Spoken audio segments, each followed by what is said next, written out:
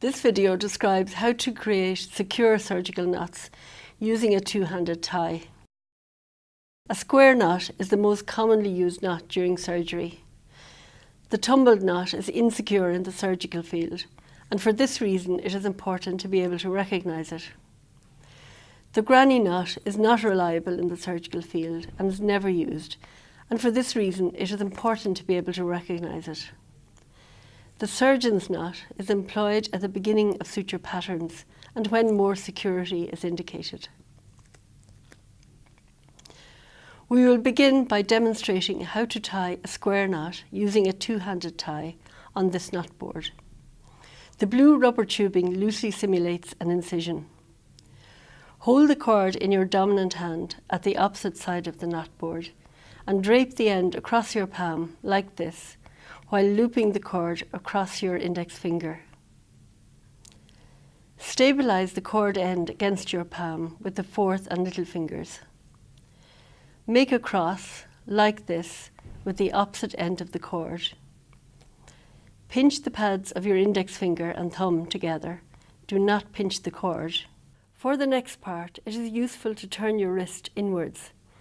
This directs the thumb under the loop, allowing your index finger to grasp the cord and convey it back through the loop.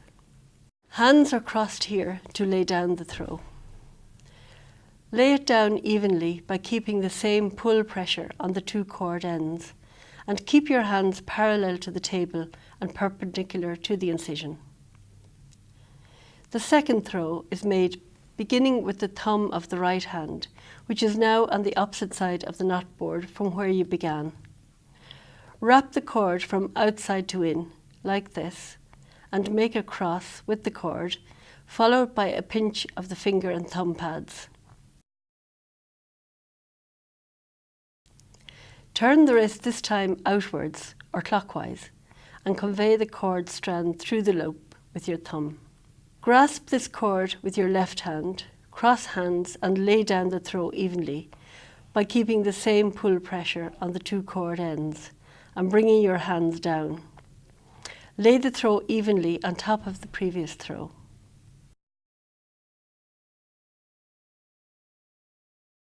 As you can discern, there are two pieces of white cord together over the purple loop at the side nearest you, and two pieces of purple cord travel together under the white loop at the side of the knot furthest from you. This is a basic configuration of a square knot, with two more throws required to complete the square knot. The third throw tightens the knot, and suture material type must be accommodated. The next knot demonstrated here shows how a tumbled knot can happen, and it is important to recognise when this happens. As you can discern, one cord side is being pulled harder than the opposite cord, and hands are still pulling upwards instead of down and parallel to the table.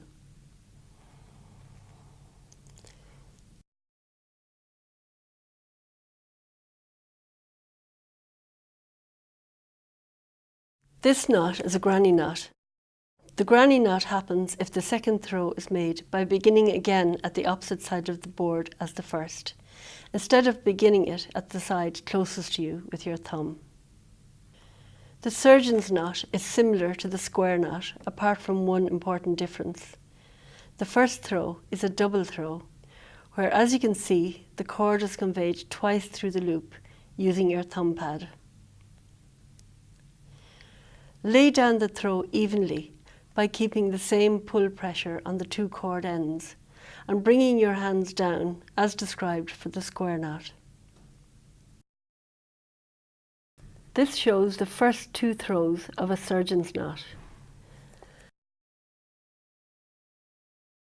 And as you can see, like the square knot, two purple strands are visible under the loop on one side, while three white strands, this time, are visible over the loop on the other side. The difference being the double loop of the first throw, while the second throw is a single throw, in the same way as for the second throw of the square knot.